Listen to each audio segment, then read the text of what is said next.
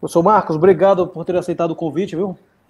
Aqui para a Universidade Estadual Vale do Acaraú, nós temos aqui um ciclo, denominado ciclo de palestras, que a cada 15 dias nós temos alguns amigos que nós convidamos para falar para o grupo de estudantes, professores, tanto do curso como também de outros cursos que não seja química. Eu queria falar para a turma aqui um pouco, um resumo aqui do currículo do professor Eberle. O professor Eberle tem graduação, mestrado e doutorado em Química pela Unicamp e pós-doutorado em espectrometria de massa nos Estados Unidos. Fiz um resumo aqui. O professor Eberle passou 25 anos no laboratório de Thomson, em espectrometria de massa, lá na Unicamp.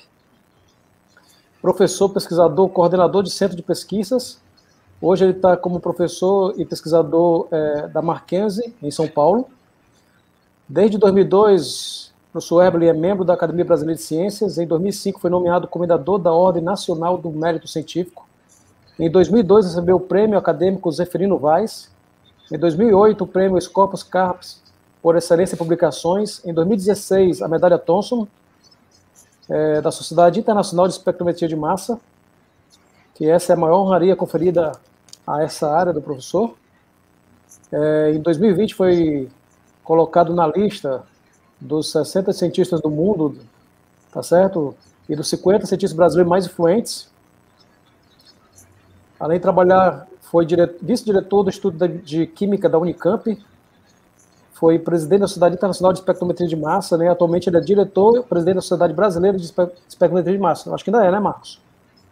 Atualmente, né? Além de ter alguns livros publicados, ele tem mais de 200 mestres orientados, entre doutores, pós-doutores, mais de 1.100 artigos, mais de 30 mil citações em artigos na área de química, física, bioquímica, biologia, ciências forenses, farmacêutica, alimentícias, veterinária, médica e materiais, e aí tem muita coisa mais se você olhar no currículo do professor. Professor, muito obrigado por ter aceito o convite, e nesse momento o tempo é todo seu aí para falar para o nosso grupo, né, sobre o tema Epopeia da Espectrometria de Massas, de átomos e moléculas, a vírus e bactérias, e tecido e diagnósticos clínicos e ao infinito e além. Sinta-se à vontade, meu amigo. Primeiro, queria agradecer o convite, foi um privilégio ser convidado, está sendo uma honra também apresentar o meu trabalho para vocês, principalmente na área que eu atuo, a espectrometria de massas, mais intensamente, eu tenho atuado mais intensamente em ciências. Tenho também atuado em outras áreas, mas a espectrometria de massas tem sido, sem dúvida, o principal foco das minhas pesquisas. Uma técnica que eu nem posso chamar de técnica analítica ou técnica espectroscópica, espectrométrica. A espectrometria de massas é mais até que uma técnica, é uma área da ciência hoje. É a ciência que estuda íons, formados das mais diferentes formas, através de processos de ionização. E esses íons nos contam histórias as mais variadas. Então, realmente, privilégio estar com vocês, falar sobre as minhas pesquisas nessa área. E, sem dúvida, nós vamos poder mostrar para vocês como que a espectrometria de massas tem crescido no Brasil, como ela tem crescido também no mundo, e vou poder apresentar um pouco do que eu tenho feito para, nesse meu trabalho também, exemplificar o poder todo da espectrometria de massas, o que você pode fazer com essa técnica analítica. Eu compartilhei minha tela aqui, não sei se vocês já estão vendo ou não. Deu certo? Deixa eu voltar aqui. Agora deu certo. Imagino que sim, né? Vocês estão... tudo certo aí, pessoal? Tá vendo, né? Alguém poderia dar um ok? Marcos, ainda não estou vendo, não. Não sei se os demais estão vendo, mas eu não estou vendo, não. Mas o professor Leandro aí consegue. Deu certo?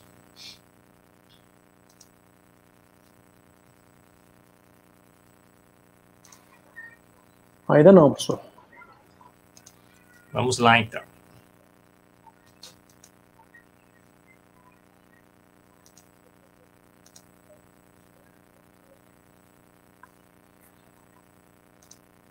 E agora? Agora sim. Opa! Deu certo. É a tecnologia que a gente está aprendendo a dominar durante essa pandemia. Muito bem.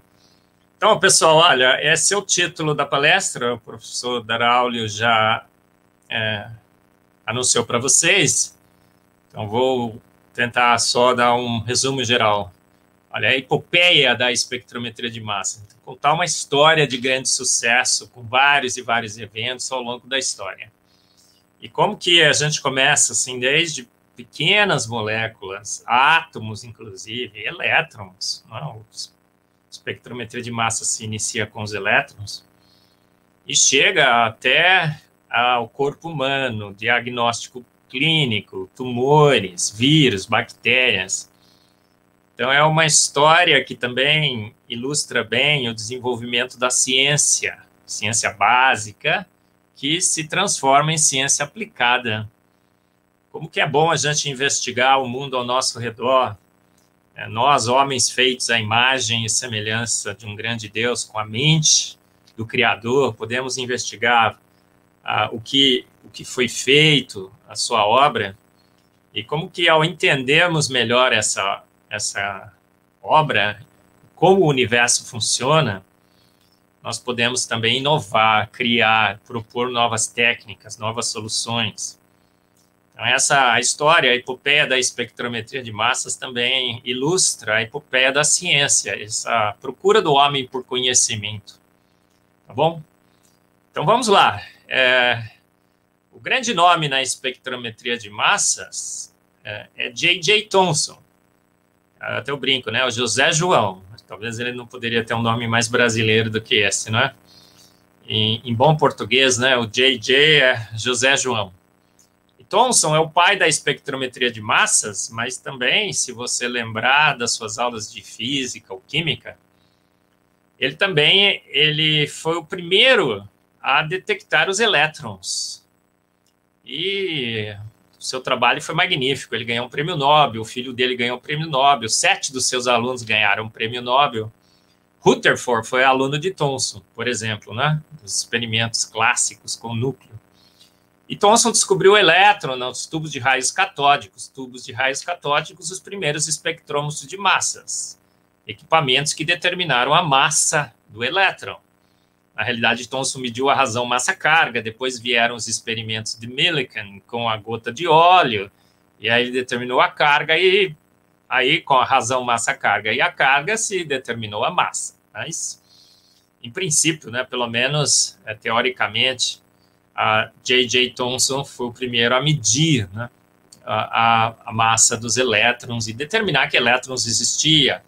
Ele também propôs um dos primeiros modelos atômicos, talvez o primeiro baseado em dados experimentais, o pudim de ameixas, né, de passas, alguns.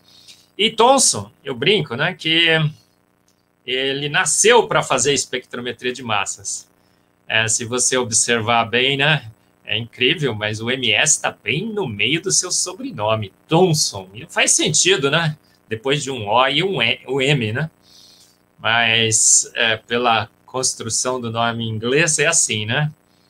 E olha só, MS bem no meio do seu sobrenome. Então eu brinco, né, que Thomson estava predestinado a trabalhar com espectrometrias de massas, melhor, criar a técnica. Ele é considerado por muitos, nem todos, mas por muitos, o pai da espectrometria de massas.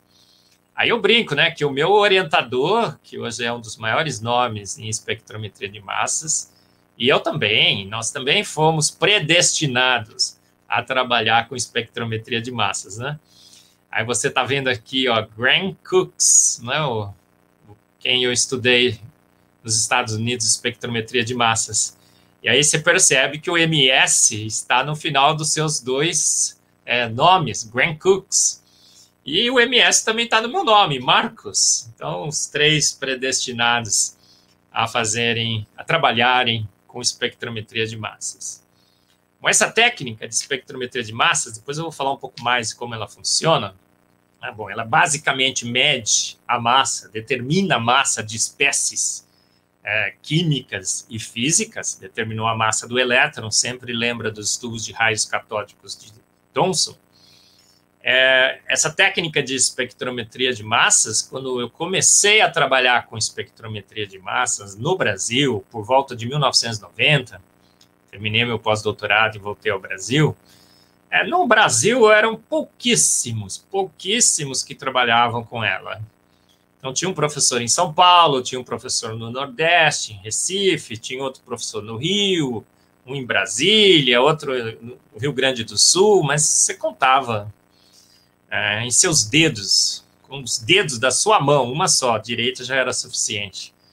Quantas pessoas trabalhavam com espectrometria de massas no Brasil? Então, era praticamente zero, estava ali no ruído, em 1990. Então, eu digo que era um deserto, com um ou outro oásis localizados nesse deserto da espectrometria de massas no Brasil. Mas o que aconteceu de 1990 até hoje, 2021, houve um crescimento exponencial da espectrometria de massas. Então, aquele deserto se tornou numa floresta verdejante. E hoje a espectrometria de massas brasileira no mundo, em relação ao mundo, corresponde por cerca de 4% dos trabalhos publicados, das pesquisas realizadas. Então, é bastante significativo, não é? Se você considera a ciência brasileira como um todo, a espectrometria de massas tem uma contribuição próxima à contribuição da sua população frente à população mundial, que para o Brasil é um feito incrível. Então, hoje nós temos muitos e muitos grupos no Brasil que trabalham com espectrometria de massas, grupos bastante atuantes, relevantes, que publicam, que criam técnicas. Depois eu vou falar sobre a Sociedade Brasileira de Espectrometria de Massas. Então, olha só, eu comecei em 1989, 1990, a trabalhar com espectrometria de massas num Brasil que era um deserto em relação à espectrometria de massas. E aí chego hoje, né, ainda atuando fortemente em espectrometria de massas, depois desses anos, e vejo que é um crescimento muito, muito grande. Então, eu tive a oportunidade de participar desse crescimento e acompanhá-lo de perto, porque formei muitos dos que atuam hoje, atuei na Sociedade Brasileira de Espectrometria de Massas, na Sociedade Internacional. Então, é o que eu pretendo contar para vocês, um pouco da história que eu vivi nesse crescimento exponencial de uma técnica central hoje em ciências, que é quase uma área em ciências, a espectrometria de massas. Essa técnica que te permite pegar uma molécula, jogar para dentro do equipamento e determinar a sua massa, como Thomson fez com os elétrons. Uma análise extremamente importante, que não só determina a massa, mas também pega essa molécula ionizada e faz vários experimentos de reação, de fragmentação. Então, vou contar para vocês essa epopeia que eu vivi no Brasil sobre a espectrometria de massas, tá bom? Olha, então esse é outro gráfico aqui sobre a produção brasileira em espectrometria de massas. Olha como ela subiu, né, de 1990 a 2020. 2021 nós não temos os dados ainda. Exponencialmente, quase, né? Então, de zero em 1990 a aproximadamente 4% em 2021. E nessa história, acho que 3 personagens foram extremamente importantes, eu vou falar um pouquinho sobre eles. O professor José Manuel Riveros, da USP, a professora Concheta Cacheres, da Unicamp, e o professor Cooks, nos Estados Unidos, onde eu fiz o meu pós-doutorado. Então, um crescimento exponencial. E também, essa foto é da foto do meu grupo de pesquisa lá nos Estados Unidos, quando eu fui fazer meu pós-doutorado com o professor Cooks, esse de camisa vermelha com um boné azul, meio um pouco à esquerda, na primeira fila aqui dessa foto. E essa foto eu coloquei aqui porque esses dois, olha, pai e filha, também tiveram uma oportunidade muito boa, uma dádiva de Deus, de participar desse crescimento exponencial. Então, esse sou eu e minha filha Lívia. Minha outra filha, Thaís, que essa não seguiu a espectrometria de massas, mas outra área bastante importante também. Bom, eu comecei a minha participação na espectrometria de massas fazendo meu pós-doutorado nos Estados Unidos, no laboratório do professor Graham Cooks, aquele que eu já mostrei, com MS no final dos seus nomes. Mas em 1991 eu voltei para o Brasil e alguns anos seguintes, em poucos anos, tive a oportunidade de criar na Unicamp o laboratório Thomson de espectrometria de massas, em honra e homenagem ao J.J. Thomson, o pai da espectrometria de massas. Naquela época não havia nenhum laboratório dedicado a ele, e foi muito interessante que a gente pôde ter também esse privilégio de ter um laboratório no Brasil dedicado ao pai da espectrometria de massas, o único laboratório de espectrometria de massas do mundo dedicado ao Thomson. Bacana, né? E aqui era a página do nosso grupo de pesquisas lá na Unicamp. E por 25 anos eu atuei no laboratório Thomson da Unicamp e fizemos várias e várias pesquisas. Eu vou contar algumas delas para vocês, tá bom? Como é que começou a nossa epopeia em espectrometria de massas, que também, de certa forma, traduz a epopeia da espectrometria de massas brasileira em equipamentos?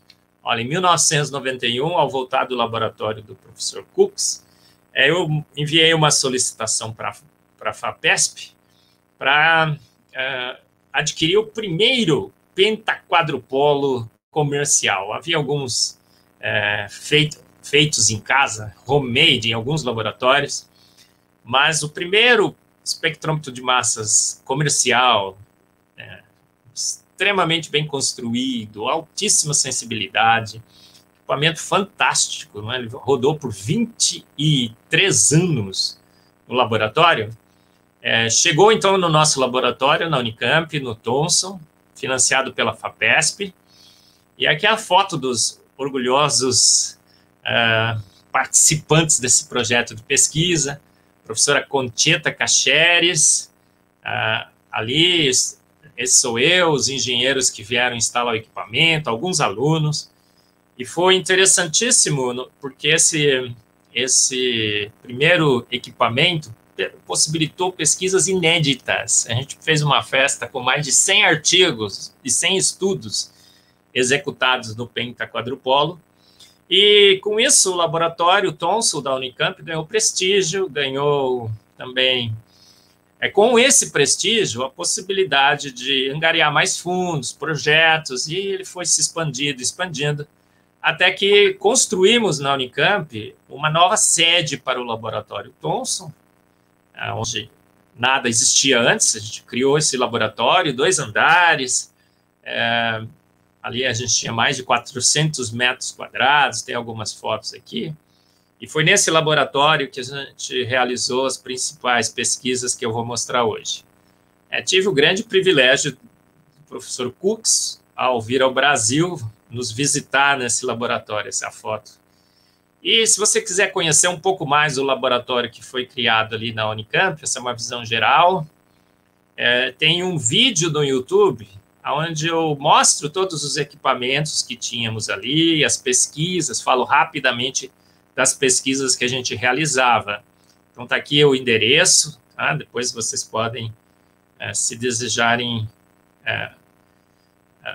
participarem de uma visita virtual, um tour pelo laboratório Thomson. Aqui é uma foto aérea da Unicamp, e a setinha vermelha mostra onde ele ficava, né? Nós fizemos uma adição ao Instituto de Química, esse telhado branco, ele não existia. E, para nós, esse laboratório, então, por 25 anos, para mim e para os meus alunos, passou, então, a ser o centro do universo, aonde o mundo gerava ao nosso redor e a gente procurava, da melhor forma possível, com o maior entusiasmo possível, fazer pesquisas relevantes em ciência, nas mais diferentes áreas.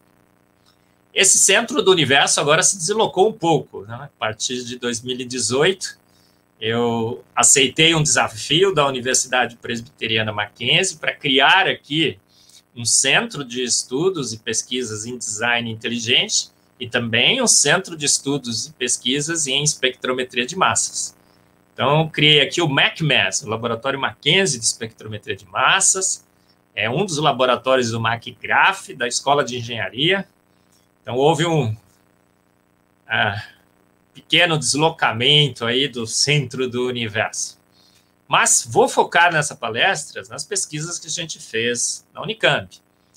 E a partir do pentaquadrupolo, que é esse equipamento aqui na parte superior desse slide, vários outros equipamentos foram sendo somados nesses 25 anos.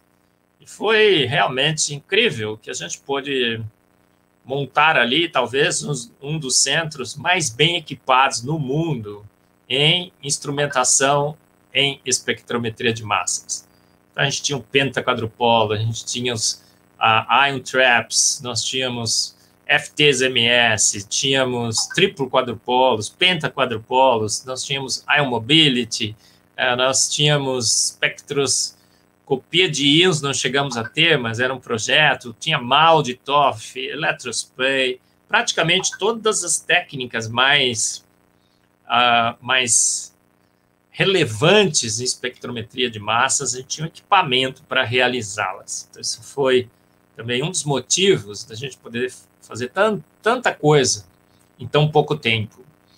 E o laboratório, como era um laboratório de pesquisas em espectrometria de massas, ele não se especializou numa técnica específica, mas a gente começou a utilizar, então, a espectrometria de massas nas mais diferentes áreas em que a espectrometria de massas pudesse ser relevante. Então, nós temos alguns aqui, estudamos reações em moléculas, mecanismos de reação, caracterização de micro-organismos, aplicações na área clínica, médica, biomédica, em líquidos iônicos, em energia, petróleo, em proteômica, petroleômica, metabolômica, em mobilidade de íons, diferenciação de isômeros, as mais diferentes aplicações, sempre quando a gente viu uma possibilidade, uma área, um parceiro para trabalhar, fizemos várias parcerias ao longo desses anos, nós íamos atrás, fazíamos que a pesquisa pudesse acontecer, por isso que temos todos esses trabalhos publicados, mais de 200 alunos formados. E as aplicações de espectrometria de massas foram em que áreas? Para que tipo de substâncias, que compostos químicos? Então, olha, como eu falei, o título da nossa palestra hoje, né? Dos elétrons às diferentes formas de vida. Olha só, né? A espectrometria de massas começou com elétrons, passou para átomos, pequenas moléculas, grandes moléculas, proteínas, vírus, células, órgãos e tecidos humanos, praticamente todas as diferentes aspectos da vida. Hoje a espectrometria de massas atua, e a gente também, né, no laboratório, atuou. Desde elétrons, átomos, tem alguns estudos que sim, pequenas moléculas, reações. Então, a gente percorreu também esse caminho no laboratório. Primeira área que a gente trabalhou, que é o primeiro amor, né, que a gente nunca esquece, foi nessa área de reações íon-molécula. Aí você vai me perguntar, nossa, Marcos, o que é isso? Reações entre íons e moléculas feitos dentro do espectrômetro de massas na fase gasosa.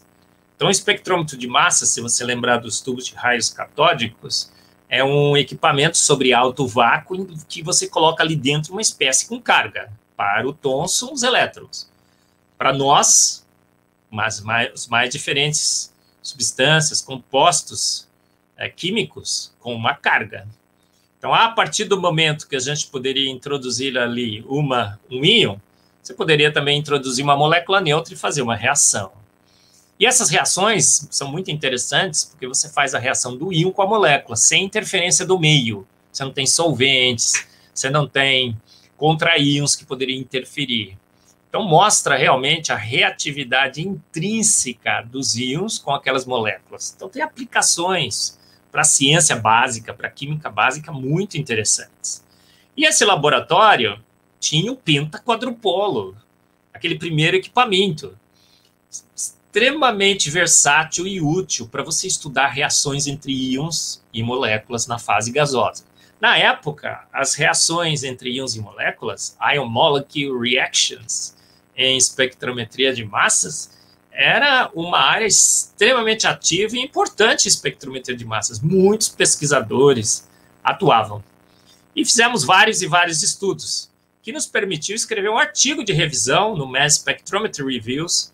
Olha aqui, ó, o pentaquadrupolo e as reações íon-moléculas. Foi muito interessante, porque a gente pôde reportar nesse reviews vários e vários dos nossos estudos. Por que um pentaquadrupolo é importante? Olha só, aqui eu vou tentar rapidamente, acho que não vai ser uma tarefa muito fácil, mas eu vou tentar mostrar para vocês o que se pode fazer no equipamento desse.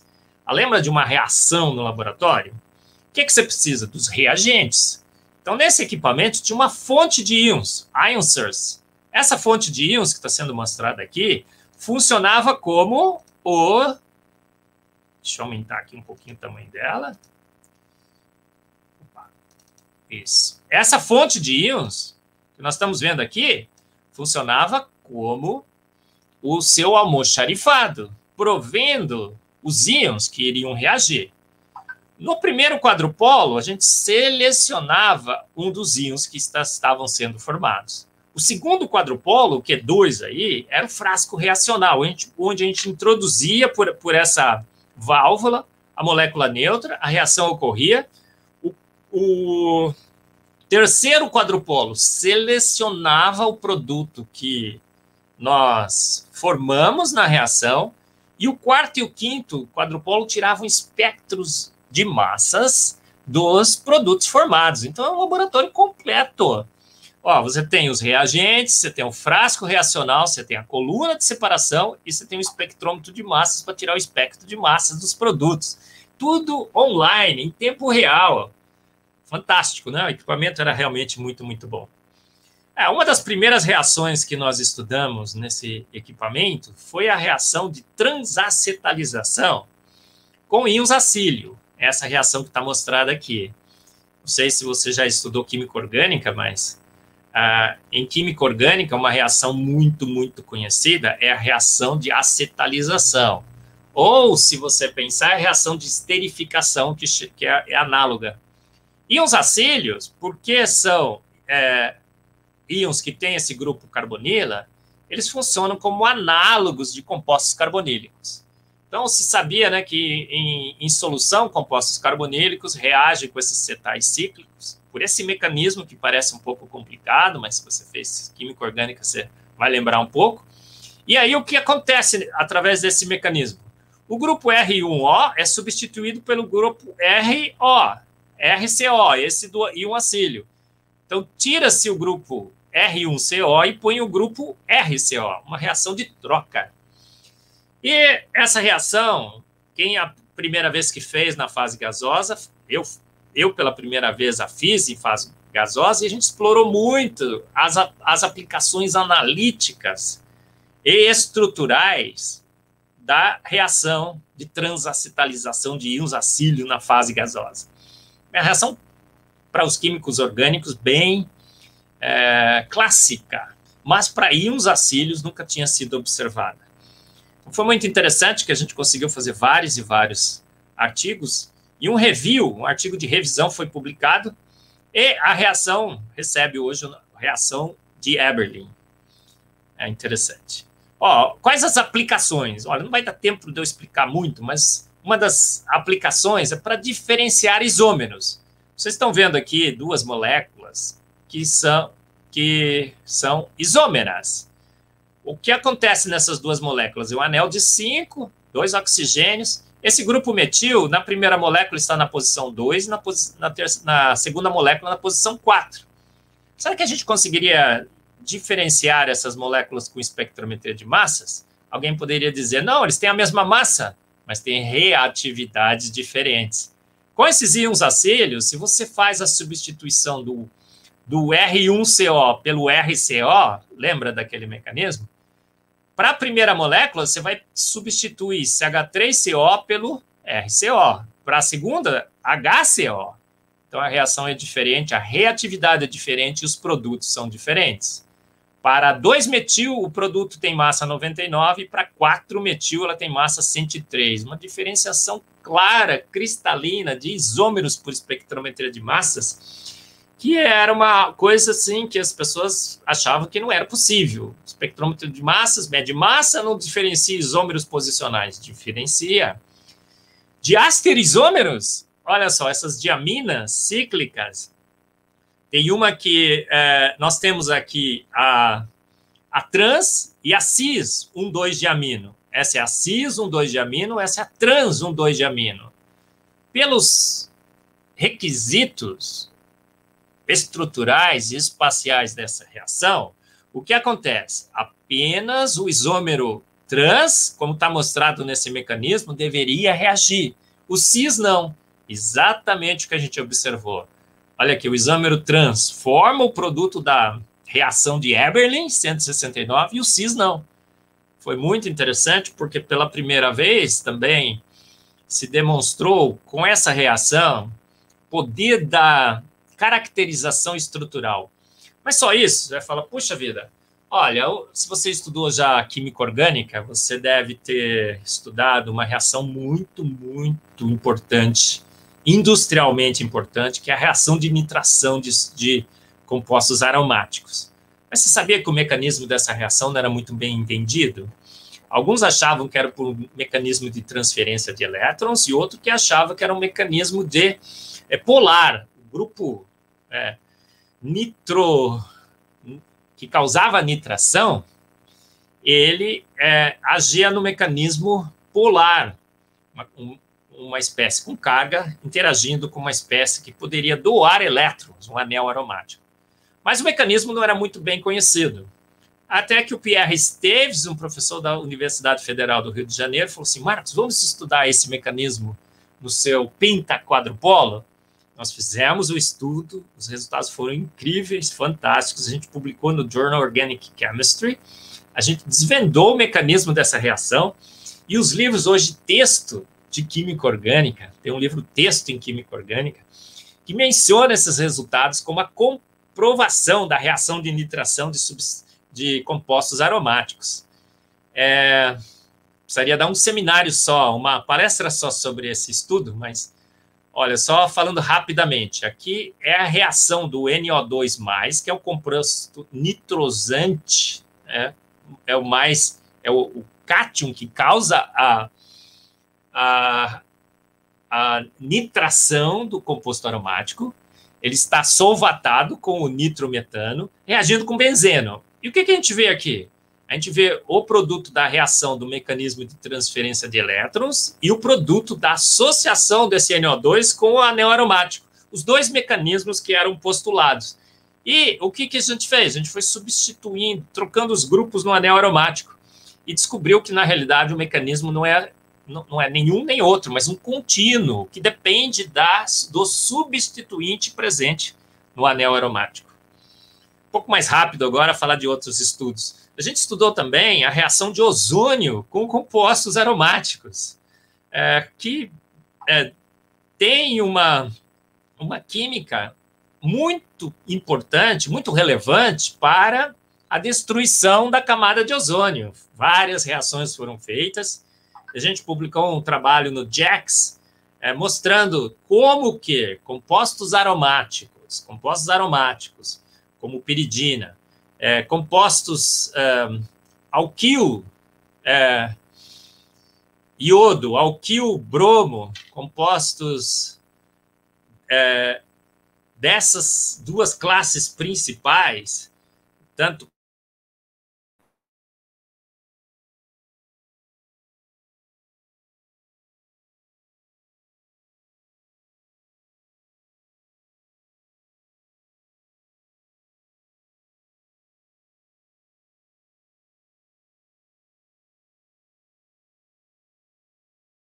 em sínteses orgânicas, é a reação de Mannish. E conseguimos também seguir o mecanismo da reação, aqui o aliocilano reagindo com um grupo, com o íon imínio, que é o principal intermediário que se propõe nessas reações, e a gente foi trocando os grupos acil-imínio. E o que a gente pôde estabelecer? Pela primeira vez, como esses estudos são feitos na fase gasosa, sem interferência do contraíon, sem interferência do solvente, a gente pôde propor uma ordem intrínseca de reatividade desses cátions nessa reação de Mannish. Interessante, né? Talvez você não tenha entendido muito do que eu falei, mas saiba que o que nós fizemos foi estudar os mecanismos de reações clássicas em química orgânica, em condições extremamente especiais e satisfatórias, adequadas, e a partir desses estudos conseguimos propor mecanismos de reação, ordem de reatividade, algumas reações que podem estar ocorrendo para a destruição da camada de ozônio. Foi muito, muito interessante, a gente se divertiu muito. Mas o mundo não é feito só de fase gasosa. Existe um mundo real que acontece em solução. Acho que a solução é muito mais importante. Nosso planeta é coberto com 2/3 de água. A química da vida é feita em água.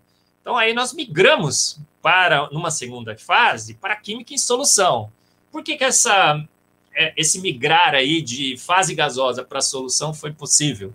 Porque John Fein, no final dos anos 1980, ele propôs uma técnica fantástica, a técnica de electrospray. Com ele ganhou um prêmio Nobel, ele fez os elefantes moleculares voarem.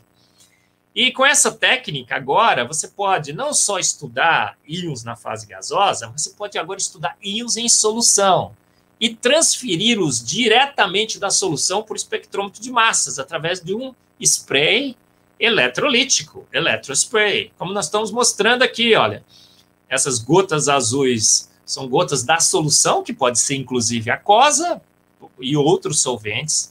E os íons que estão participando de reações nessas gotas, pelo processo de ES,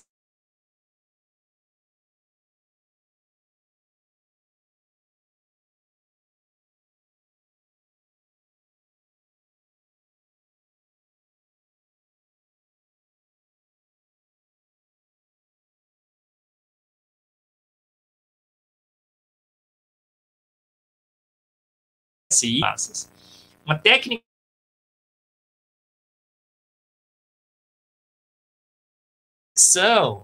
a comunicação entre os dois mundos, o mundo de íons em solução e o mundo de íons em fase gasosa.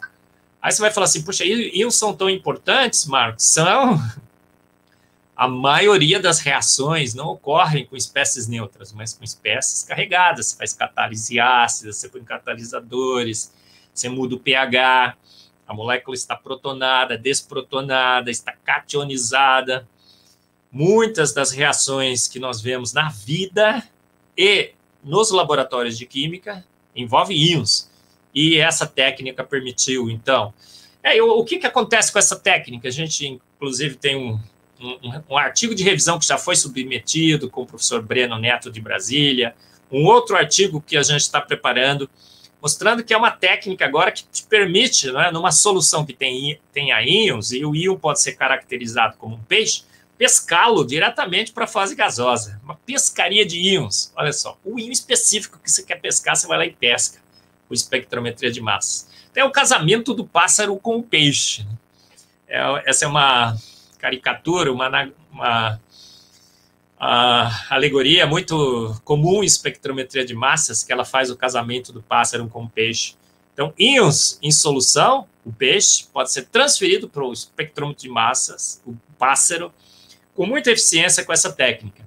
E o que a gente fez agora com essa técnica? Começamos a estudar não só reações de íons na fase gasosa, que foram muito importantes, levaram a grandes descobertas e grandes papers, artigos científicos, mas começamos a estudar as principais reações orgânicas que ocorrem em solução aquosa, soluções de solventes orgânicos.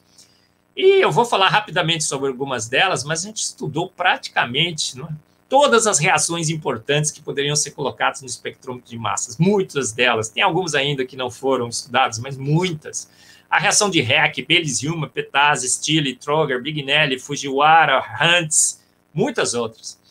Um dos meus alunos escreveu esse livro para Wiley, React Intermediates, investigações por espectrometria de massas em solução. Muito interessante. Uma das reações que a gente estudou foi a reação de Heck, com o professor Carlos Roque, da Unicamp. A reação de Heck é extremamente importante para formar novas ligações carbono-carbono. Não vou discutir o mecanismo, não vou falar muito, mas só mencionar aqui. E o prêmio Nobel foi dado ao quem descobriu essa reação.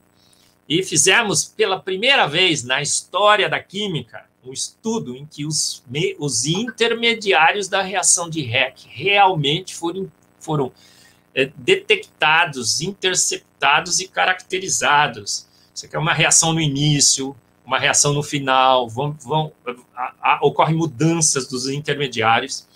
E o primeiro mecanismo da reação de Heck, primeiro mecanismo para a reação de Heck, onde os participantes, os principais personagens desse mecanismo foram, de fato, não postulados, mas interceptados e caracterizados, foi apresentado nesse trabalho que a gente publicou com o professor Carlos Roque. Com o professor Fernando Coelho, estudamos as reações de Bayes-Hillman, outra reação muito importante em química orgânica sintética, ligações carbono-carbono por outro método, muito versátil. Novamente, interceptamos os intermediários e o mecanismo da reação com intermediários reais, vamos dizer assim, não imaginários, foi publicado. Novas estratégias, como, por exemplo,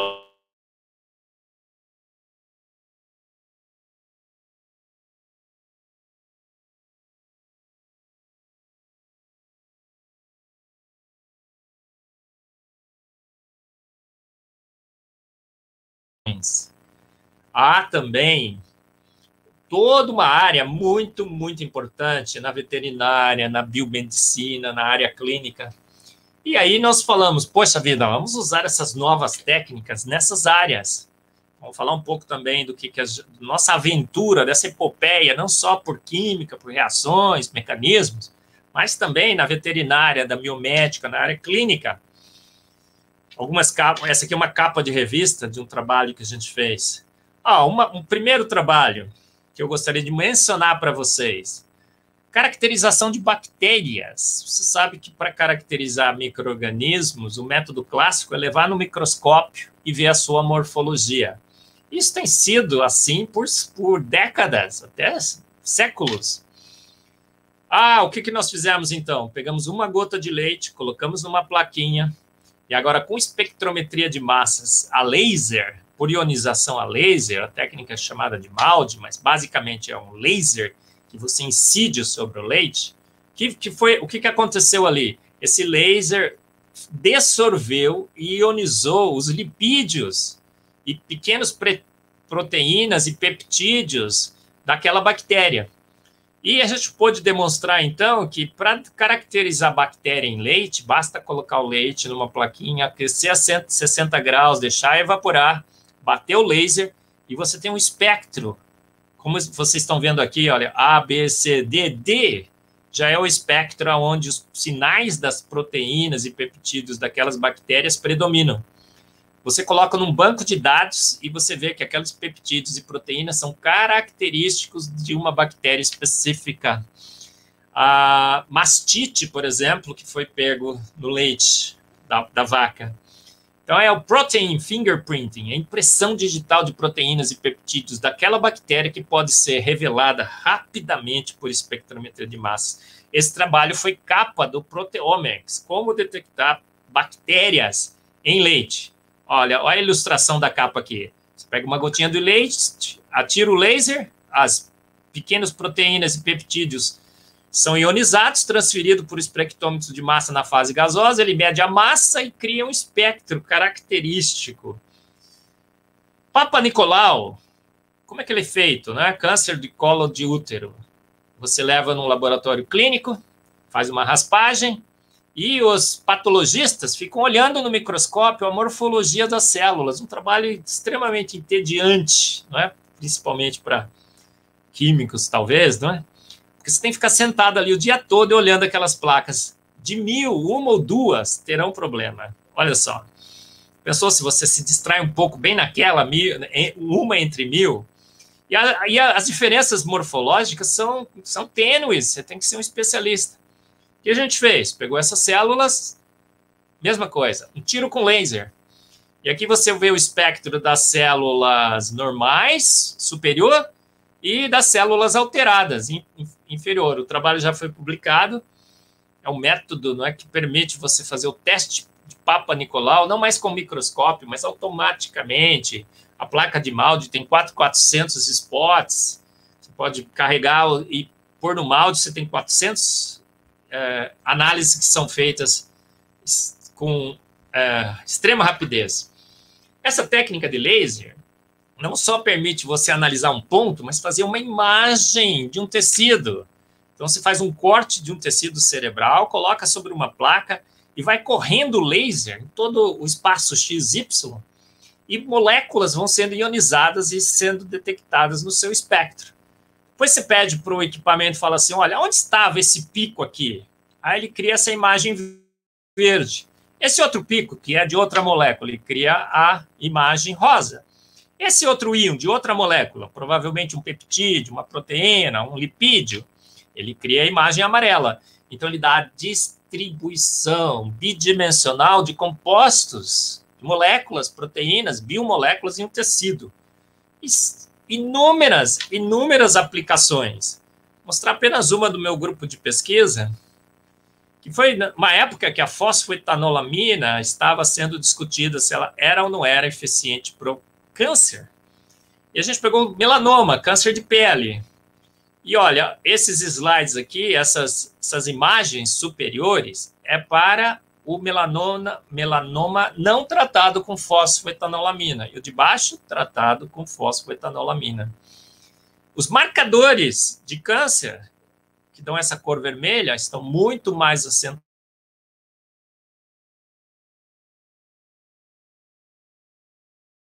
A publicar, ainda está em processamento, a gente quer publicar, mostrando a eficiência de uma droga para melanoma. Mas, logo surgiu em espectrometria de massas, depois de todas essas aventuras, a possibilidade também de fazer uma análise direta, sem a preparação de amostra, que é a espectrometria de massas ambiente em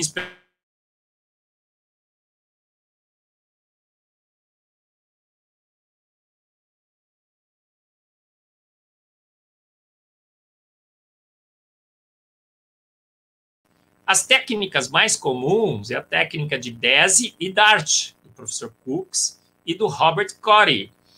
E nós também falamos, poxa, vamos tentar contribuir nessa técnica. A gente escreveu um review sobre isso. Como que a espectrometria de massas de hoje se tornou tão simples, né? Você coloca a amostra lá, já tem o espectro. E a gente desenvolveu essa técnica, a técnica EASY, para fazer uma analogia, né? Um jogo de palavras com fácil em inglês. Easy Ambient Sonic Spray Ionization. Foi desenvolvido no nosso laboratório. Você pega a amostra, coloca numa superfície, um spray supersônico, não é eletrolítico, não usa potencial, captura a amostra, ioniza e transfere para o espectrômetro de massas, sem usar alta voltagem e sem usar aquecimento, os dois bad guys da espectrometria de massas. Então, a técnica aqui não usa voltagem, não usa aquecimento, não usa laser, não usa radiação, não tem descargas elétricas.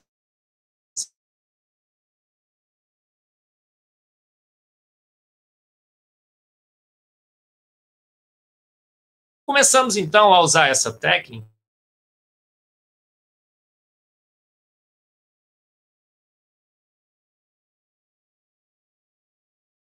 eficiente com espectrometria de massas.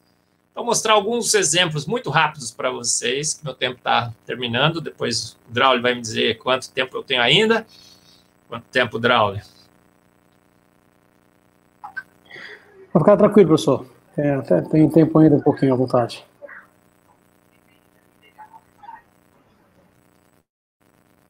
Não entendi.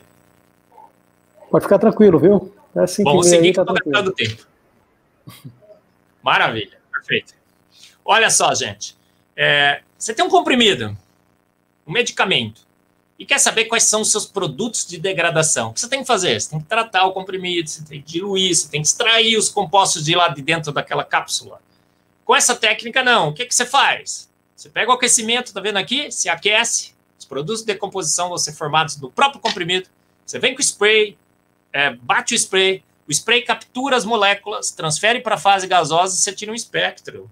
E segue os produtos de decomposição no próprio comprimido. Muito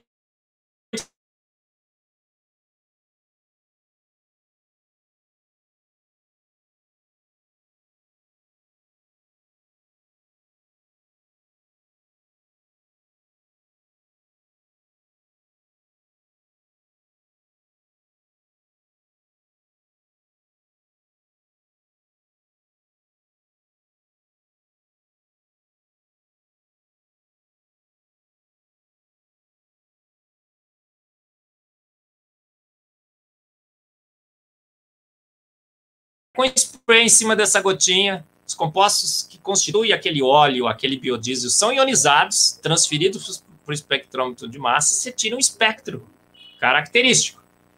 Aí eu vou mostrar os espectros aqui. Tá vendo esse espectro aqui? O A é o espectro do óleo de oliva, os seus triglicerídeos, muito característico. E o de baixo, de óleo de soja. Ó, 907, 901, você vê que os íons têm massas diferentes e perfis diferentes. Então é muito, muito fácil você diferenciar óleo de oliva de óleo de soja. Um método extremamente eficiente, rápido e seguro para diferenciar óleo de oliva de óleo de soja. Você sabe como que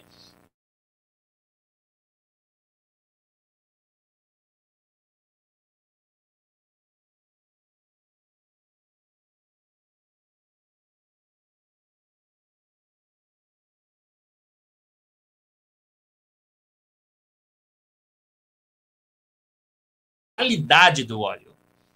Biodiesel, você coloca uma gotinha de biodiesel no papel, joga o spray em cima, você já tem o espectro do biodiesel. 307, biodiesel de soja, 307, 19, 15, os 3 íons característicos.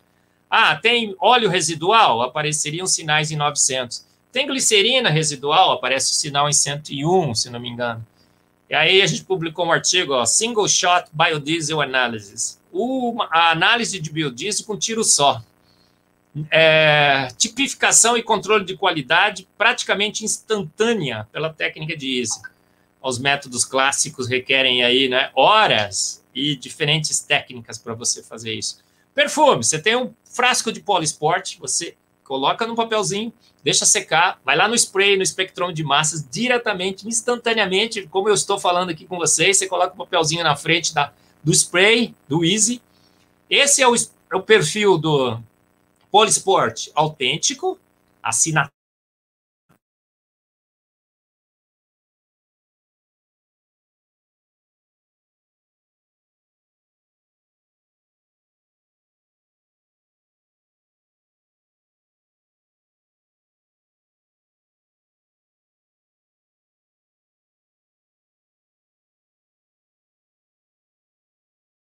Que um perfume falsificado.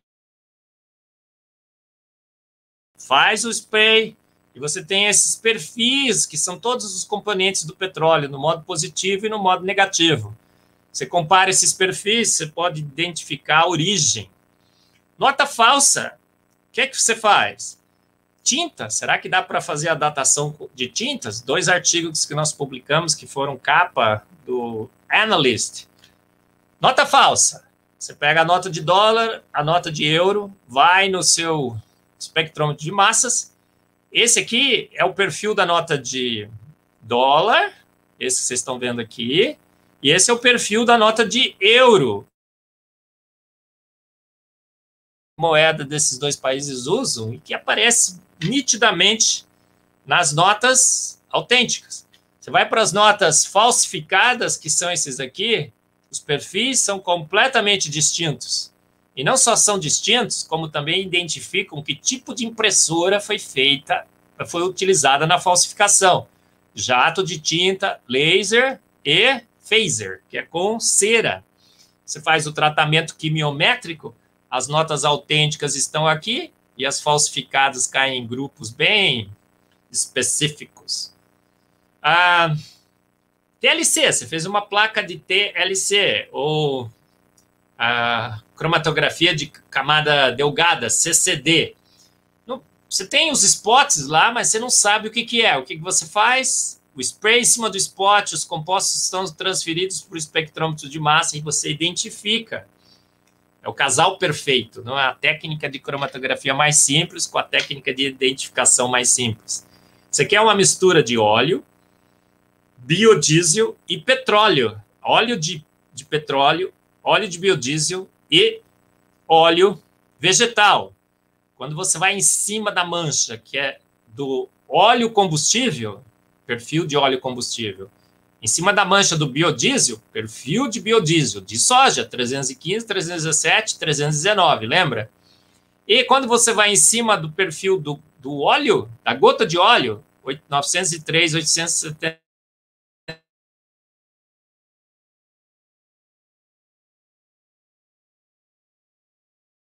exemplo, são vendidos, não é? Você vende um peixe de baixo preço por um peixe de maior valor.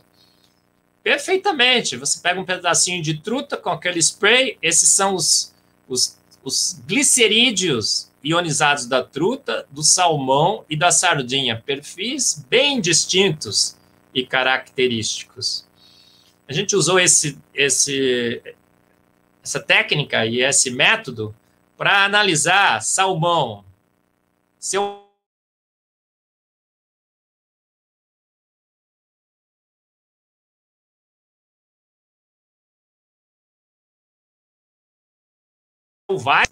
o que a gente característicos e relativamente distintos. A gente criou técnicas ainda mais simples do que a técnica de Easy. Com efeito Venturi, você não precisa do bombeamento. A própria sucção do efeito Venturi succiona a sua amostra. Muito interessante. Se você tiver um ar comprimido numa latinha, você não precisa do cilindro de ar comprimido ou de nitrogênio. Se você tiver um catéter e uma agulha, você não precisa do sistema de spray comercial. Você pode criar a sua própria sonda para a técnica Easy, com elementos que custam, na época a gente estimou em $3, 5 vezes 3, R$15. Análise forense, muito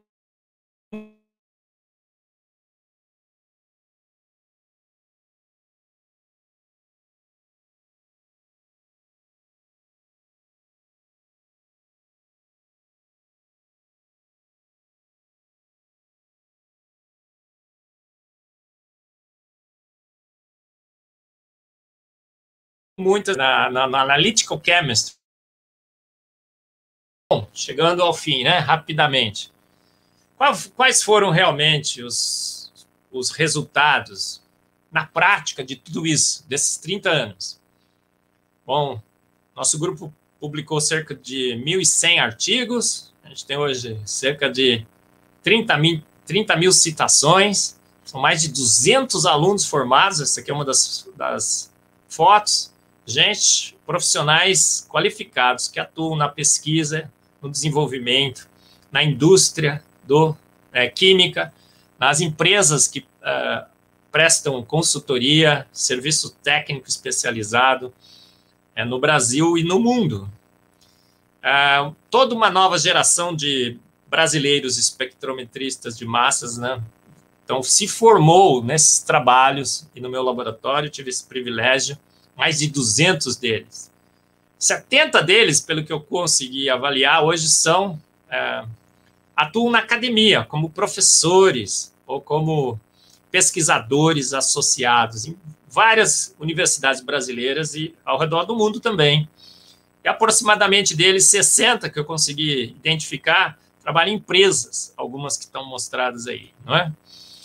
A gente também fez um intercâmbio internacional, mandando alunos para os Estados Unidos, para a Europa, e recebemos alunos da Europa e dos Estados Unidos em nosso laboratório. Foi muito interessante. E a gente exportou espectrometria de massas também, essa paixão por espectrometria de massas. Uma das formas que aconteceu essa exportação foi através da minha filha, que me acompanhou no meu pós-doutorado lá na Universidade de Purdue. Então, essa aqui é a Lívia, essa aqui é a Lívia, essa aqui é a Lívia, essa aqui é a Lívia. Thaís está sempre junta, mas ela foi mais para a área de humanas, tá bom? E ela foi a segunda geração no laboratório do Cooks, também fez o seu doutorado lá. Lívia, junto com outro aluno meu, Demian Ifa, foram pioneiros no imageamento por espectrometria de massas. 2 brasileiros que pela primeira vez fizeram DES imaging no mundo, 2 pioneiros nessa técnica no mundo, Demian e Lívia. Lívia foi a primeira química, primeira espectrometrista de massas a colocar um espectrômetro de massas dentro de um hospital, de uma sala cirúrgica, e seguir agora. Ela não está usando mais a técnica para saber se o peixe é salmão ou sardinha. Ela não está usando mais a técnica para saber se o perfume é ou não é adulterado. O que ela está fazendo? Com uma técnica que ela desenvolveu, derivada dessas técnicas, tem parte da técnica EASY nessa técnica que ela fez. Ela usa agora uma caneta, conhecida como caneta do câncer, e durante a cirurgia, ela toca o tumor e ela consegue dizer se aquele tecido ainda contém, né, o tumor ou se ele já é sadio durante a remoção de tumores cerebrais, por exemplo, e vários outros tipos de câncer. Então, está aqui a Lívia e a fonte que ela desenvolveu, que ela está trazendo para o nosso laboratório, e a caneta. Essa é a caneta do câncer, que pode ser usada agora durante a cirurgia para fazer esse diagnóstico. E por esse trabalho, a Lívia recebeu mais de 30 prêmios internacionais de grande destaque. Estava fazendo essa conta outro dia, Lívia deve ser talvez a cientista brasileira mais premiada internacionalmente na história da ciência brasileira. Hoje ela é professora na Universidade do Texas, tem um grupo lá, e considero, né, uma exportação da espectrometria de massas brasileira para os Estados Unidos. O Demian hoje é professor no Canadá, também tem um grupo de pesquisa lá, exportamos a espectrometria de massas para o Canadá. E o Leonardo também tem um grupo de pesquisas no Chile, exportamos a espectrometria de massas para o Chile. Eu tive o privilégio de, junto com o professor Manuel Riveros, criar no Brasil a Sociedade Brasileira de Espectrometria de Massas em 2005. A gente fez grandes congressos, trouxe grandes nomes do Brasil. Esse é o John Fenn, o ganhador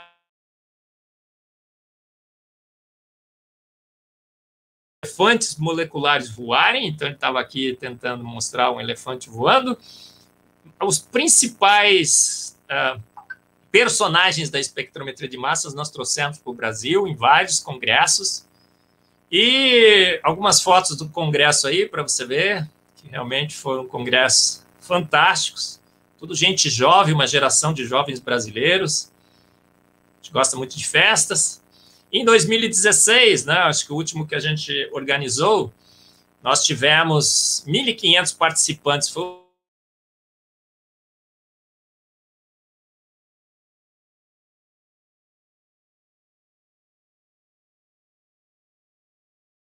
o terceiro maior congresso de espectrometria de massas da Sociedade Internacional de Espectrometria de Massas. Organizei, junto com o Gianluca, a primeira escola da Sociedade Internacional de Espectrometria de Massas em Siena, na Itália. A gente foi com uma delegação lá que invadiu a escola, a gente era 30% dos alunos participantes. Organizamos aqui em Natal, no CERS, a segunda escola. Foi muito interessante a foto aí de todos os alunos, mais fotos da escola. Também tenho tido o privilégio de ser o primeiro espectrometrista de massas a ser um editor de um jornal de massas, do JMS. Se tiver artigo, submeta para o JMS, tá bom? Bom, então qual seria o futuro da espectrometria de massas e da espectrometria de massas do Brasil nessa grande epopeia? Tem sido fantástico.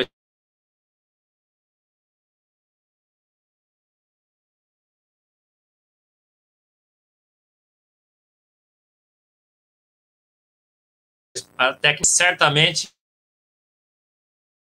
Cachere, minha primeira orientadora, Grant Cooks, minha orientadora nos Estados Unidos, e a minha inspiração no Brasil, o professor Riveros. Meus alunos, não só os da Unicamp, mas agora do Mackenzie, olha, os primeiros alunos aqui, os primeiros equipamentos que a gente está montando no laboratório, o laboratório já está rodando, assim que a pandemia acabar, a gente vai tirar uma foto decente com todos eles, já somos 8 aqui no Mackenzie.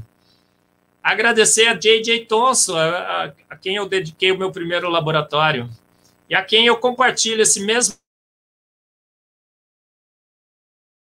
Eu vou traduzir para vocês. Assim que conquistamos pico após pico, o que a gente vê é que a verdade que é enfatizada a cada avanço da ciência é que grandes são as obras do Senhor. Exatamente esse mesmo sentimento eu compartilho com Thomson. O que a gente vê em ciência é que grandes são as obras do nosso Deus. E quando a gente entende melhor essas obras, a gente faz uma melhor ciência. 90% dos ganhadores de prêmio Nobel compartilham também comigo e com Thomson, compartilharam e ainda compartilham o mesmo sentimento. A ciência é feita para glorificar o seu Criador, o autor e consumador da ciência, o nosso grande Deus. Então, a Ele, toda a glória. Eu sou pobre e necessitado, mas o Senhor pensa e cuida de mim. Tudo que eu fiz em espectrometria de massas não poderia fazer. É sobrenatural. A Lívia é sobrenatural. Deus tem guiado meus passos e a Ele a glória. E queria convidar no final a todos vocês, que vai ser o ápice dessa epopeia da espectrometria de massas, é que agora, em dezembro de 2021, a gente ia fazer em 2020, transferiu para 2021, em dezembro, nós teremos pela primeira vez um congresso de espectrometria de massas internacional abaixo da linha do Equador. Rio 2021, dezembro 12 e 16, num lugar magnífico, o Sheraton Grand Rio Hotel e Resort. Nós teremos o Rio 2021, a conferência. Então, acesse o nosso site, participe, vai ser sensacional, esse é o comitê.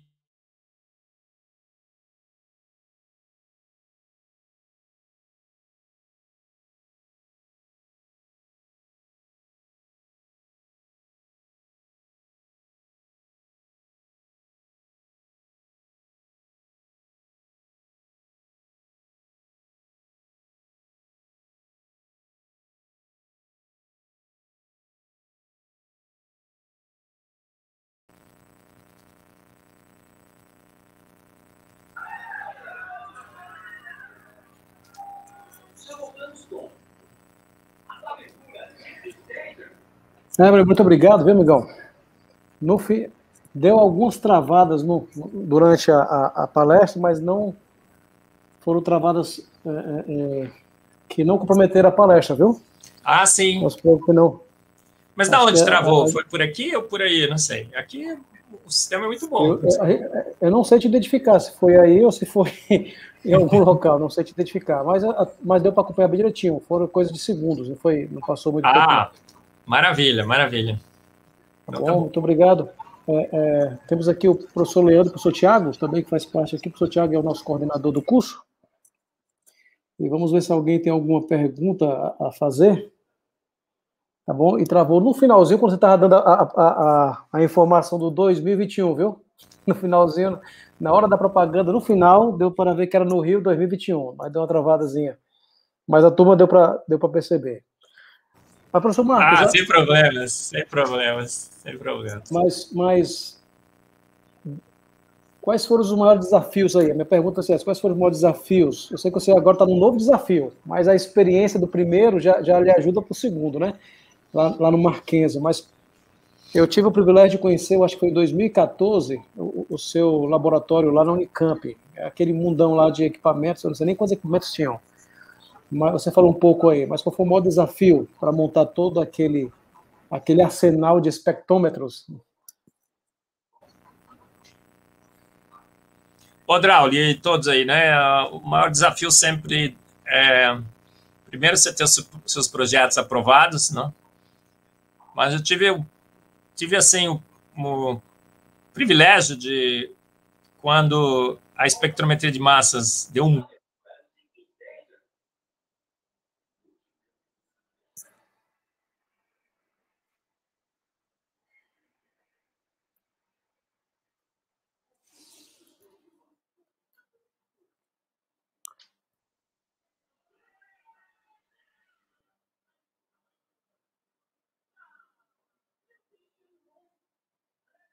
100%. Evelyn, travou. Você está me ouvindo, mas travou. Raríssimas as vezes que uma máquina ficava desligada. Então, uma coisa que eu me especializei foi nisso, de manter as máquinas funcionando. Então, fazia de tudo. E treinava meus alunos, treinava todo mundo. E mantinha uma colaboração e um relacionamento muito bom com todas as empresas. As empresas ajudaram demais, porque reconheciam que o centro era um centro de pesquisas, de inovação. Então, a maior dificuldade foi manter esses equipamentos funcionando. E, por outro lado, foi o grande diferencial do laboratório. Nunca tinha um equipamento quebrado, estava tudo funcionando, o que é extremamente raro, né, principalmente no Brasil, que é tão difícil você manter as coisas funcionando. A sua sala lá na Unicamp era estratégica, né? Ficava dentro do laboratório, né? Sim, também. E cheio de vidros, eu ficava olhando tudo ali. Qualquer coisa de defeito você consegue visualizar. Das 7 às 7. De segunda a sexta. Sábado e domingo eu parava 100%. Eu acho que isso é uma boa também. Tem colegas meus que trabalham de sol a sol, de segunda a segunda. Isso não é bom, né? Sábado e domingo eu parava. Domingo, que era o dia do Senhor, né? E sábado para descansar também. Professor Tiago, professor Leandro, fazer alguma pergunta? Pronto, professor Draulio. Na verdade, eu queria, em nome dos alunos e professores do curso de Química, que da Universidade Estadual Vale do Caroeira, agradecer a participação do professor Erbelin, né? Realmente, quando a gente para falar sobre a história, né, da espectrometria no Brasil, e ter o professor Erbelin para falar sobre essa espectrometria, é importantíssimo para a gente, né? Realmente é um professor que faz parte da história, né? Que ajudou a formar vários mestres, doutores, pesquisadores e professores que hoje trabalham no mundo todo, como ele mostrou, né? Além da infinidade de prêmios que o professor recebeu durante sua carreira inteira, né? Durante sua vida acadêmica inteira, ele pôde publicar aí mais de 1.100 artigos, tá, pessoal? Esses mais de 1.100 artigos geraram mais de 30 mil citações. Então, a gente tem um professor que tem a expertise máxima para falar sobre esse tema. Então, eu queria, professor, agradecer em nome de todos do curso de Química. E eu queria perguntar ao senhor qual a motivação, né, para essa carga de trabalho, para essas inúmeras publicações, para essas inúmeras orientações durante toda a sua carreira.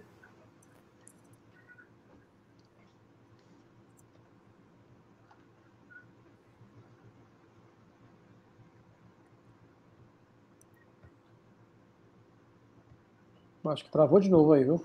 Você conseguiu me ouvir, professor?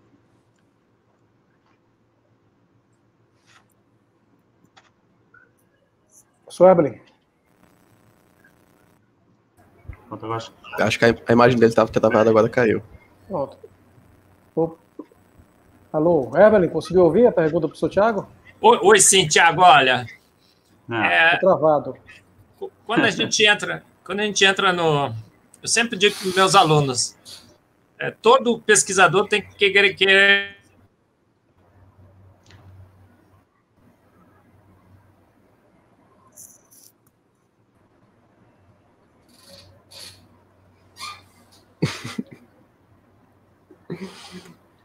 Eu acho que travou. Também Eu acho que travou.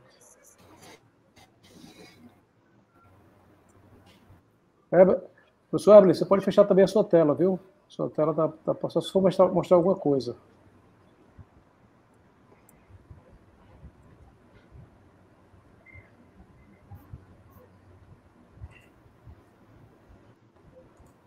fazer assim.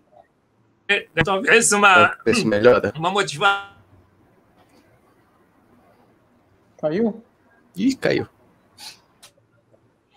Caiu. Esperar um segundinho para ver se ele volta. Rapaz, o currículo do homem é grande, viu? Viu? O currículo do cara é grande. Eu nem sabia que tinha essa reação de Evelyn. Cada com o meu artigo você tem que contratar um assessor só pro Lattes. Eu tinha visto uma vez eu vi a equação de Hilbert na orgânica, mas não sabia que era dele, tinha a ver com ele, essa equação de Hilbert ali.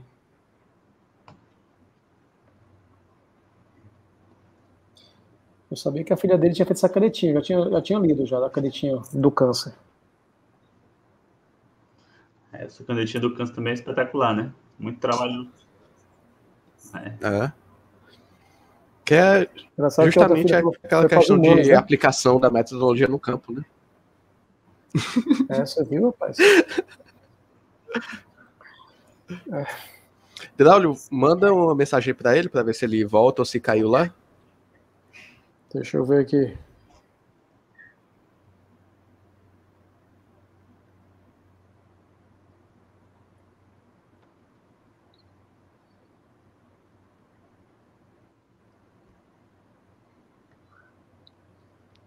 Ainda bem que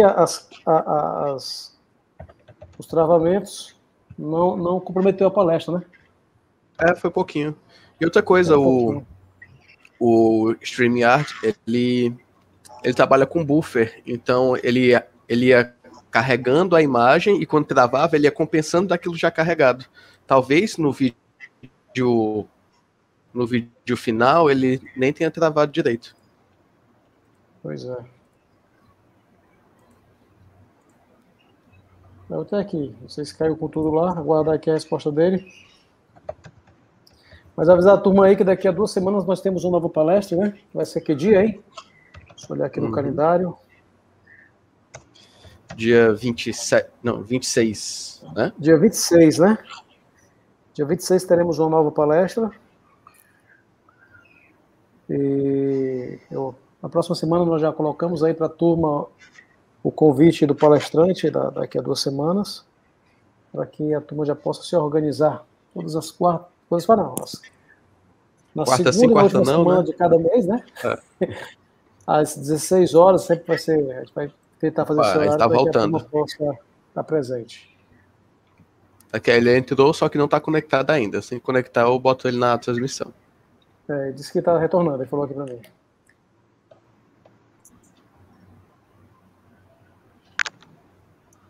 É bom que vai ficar gravado, Leandro, tu organiza lá e depois a gente coloca nos grupos para a turma, quem quiser assistir.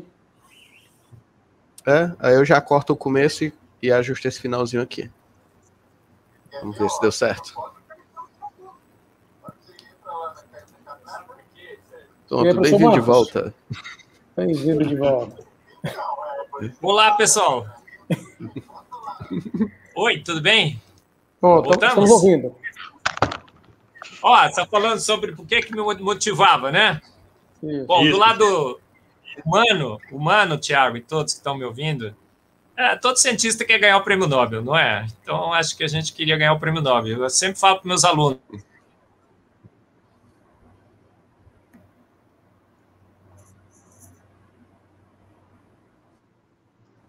Na minha vida,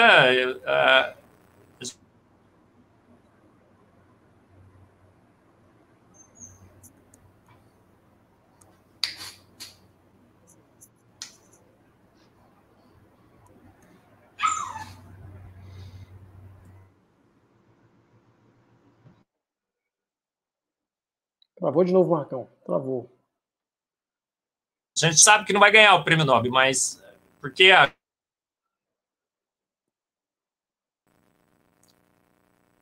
Voltamos? Voltamos.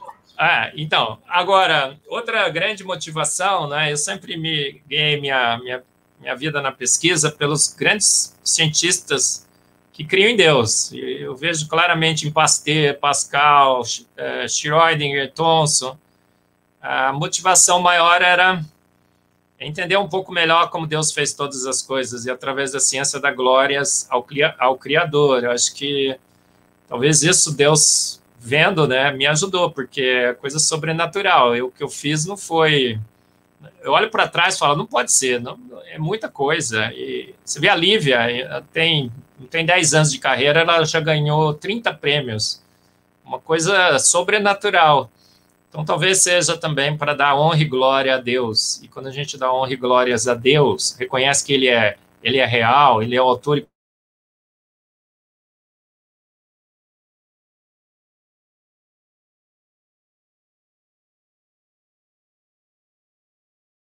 consumador das mentes, tomou conta da... Tem gente que não vai gostar, eu sei, mas é a verdade, gente. A ciência é um empreendimento pelo qual nós podemos dar glórias ao Criador.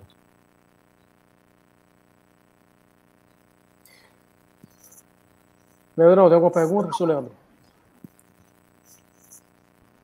Rapaz, nem uma pergunta, né? Mas a questão do agradecimento, né? Por só disponibilizar seu tempo. E pedir para o senhor comentar um pouco sobre essa geração que está chegando agora, né? Porque a gente sabe que de gerações em gerações as situações mudam muito em termos de ciência. E essa geração que está chegando agora, que é nosso público principal, eles ainda vão entrar no mercado, ainda vão entrar na pesquisa, ainda vão entrar nas suas pós-graduações, né? Então, tendo vista toda essa evolução que nós temos dessa mecânica burocrática e científica que nós temos, o conselho que isso daria, porque hoje, para você ganhar um projeto, é um pouco diferente de você ganhar um projeto, por exemplo, há 20 anos atrás, né, a densidade de conhecimento que você tem é muito diferente, você publicar um artigo hoje exige muito mais trabalho do que há alguns anos atrás, né, então, era um comentário do senhor para essa galera aí que vai começar nesse caminhar científico agora. Deu para escutar? Acho que ele caiu. O conselho, né, Leandro? Muito bom, gente. Exatamente. Olha, conselho a todos os jovens. Infelizmente, eu tenho acompanhado isso na minha carreira. Antes, a universidade e a academia era um lugar para você fazer ciência. Obter conhecimento, crescer em conhecimento, conhecer as maravilhas do mundo e tudo mais. Eu acho que, infelizmente, hoje, parece que os alunos entram e muitos acadêmicos acham que a academia não é...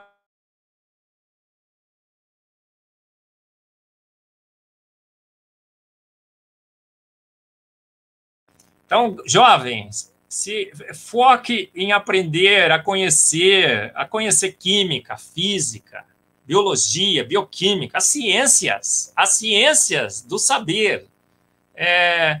Esqueça um pouco a parte política, a parte social. Nós estamos aqui para conhecer. Eu não quero tirar a importância dessas áreas, mas o que tem levado a tecnologia e a sociedade à frente, através de avanços científicos, é a química, a física, a matemática, são a biologia, a bioquímica, as áreas em que você estuda a vida, estuda o universo, entende como elas funcionam. Então, se preocupe e foque na universidade em aprender essas áreas, a estudar, a fazer a diferença, a contribuir para a tecnologia, para contribuir para o bem-estar, a área clínica, a área médica. Deixe as outras áreas de lado. Faça política em casa, faça ciência na academia. Acho que essa é a grande missão, mensagem que a gente tem que mandar tem que passar para os nossos jovens. Não se envolva. Foque no seu trabalho, jovem. É por isso que se você está numa universidade pública, é por isso que nós investimos o dinheiro em você. Se você está numa universidade particular, é por isso que você paga a sua mensalidade. Para em ciência. E deixa as outras atividades que são importantíssimas, mas que não deveriam estar sendo feitas com a intensidade e distraindo os nossos jovens, como está acontecendo hoje. Eu vejo isso claramente, tá? É a minha opinião, óbvio, estou falando por mim, é claro, só não poderia falar por outra pessoa, só por mim mesmo, mas é isso que eu vejo.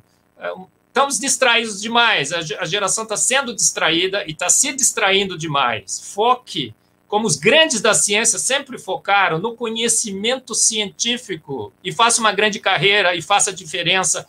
Seja alguém que no final a sociedade olha e fala, pô, valeu a pena investir nesse garoto, olha só o que ele está retornando. E que teu pai está te financiando, teu pai fala, pô, valeu a pena pagar a mensalidade dele. Aí você pegou seu dinheiro, valeu a pena pagar, entendeu? Acho que é isso. Se a gente voltar a fazer ciência na academia, acho que essa geração vai fazer muito mais do que a geração anterior fez, porque hoje no Brasil a gente tem mais condições, a gente tem mais universidades, a gente tem mais recursos, muito mais do que quando eu comecei. Quando eu comecei, eu passava nas farmácias pegando os frasquinhos de injeção para poder fazer coluna, gente. Entendeu? Hoje não, hoje temos laboratórios pelo Brasil muito bem capacitados, temos bolsas da CAPES, das FAPESPs pelo Brasil, do CNPq. Briga com o governo para ter recursos para a ciência? Sim, para fazer ciência, e vamos fazer ciência de qualidade nesse país. Professor, temos essa pergunta aí, ó. Professor Elton. Coloca a perguntinha na tela. Como foi o processo de desenvolvimento de suas pesquisas, entrelaçando financiamentos públicos e privados, e como caminhar nos dias atuais? Professor Elton, maravilha, fantástica essa pergunta, porque também é um paradigma que tem que ser vencido na academia brasileira. Outro dia eu participei, por exemplo, de um empreendimento, de um laboratório. E o que eu ganhei nessa participação? Eu ganhei uma sindicância para saber se eu não estava burlando a minha atividade como professor. Gente, não pode ser assim. A gente tem que premiar os professores empreendedores, os professores que não só vão atrás de recursos, não públicos, mas como também os professores que, a partir do seu conhecimento científico, induzem a criação de novas empresas, companhias, laboratórios. A gente tem que aprender a trabalhar com o público e com o privado, com as empresas, fazer parceria, procurar. Então, na minha pesquisa, muito do que eu apresentei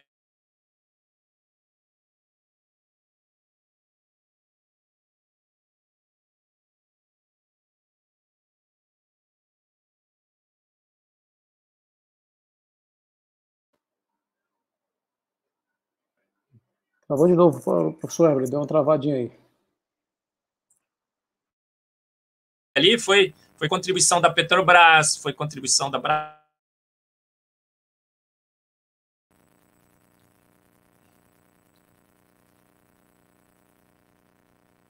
Pronto, voltou aí.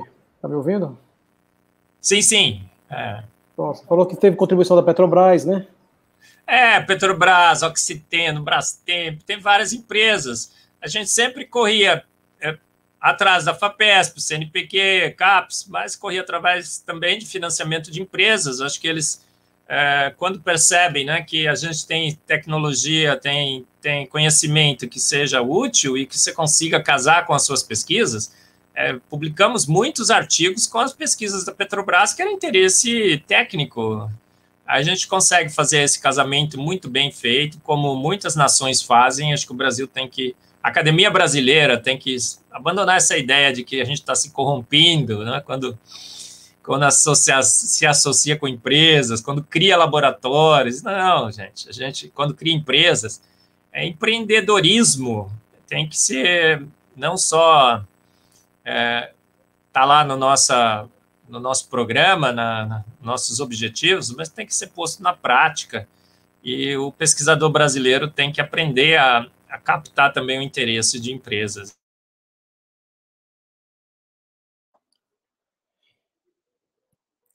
Professor Marcos Ebre, muito obrigado, viu, pela disponibilidade de estar conosco nessa tarde aqui, ter dado essa palestra para a gente. Travou, espero que esteja me ouvindo aí, mas o convite quando voltar tudo normal, o convite vai ser para estar com a gente aqui. Fazer uma viagemzinha aí de São Paulo até... Isso, que alguns...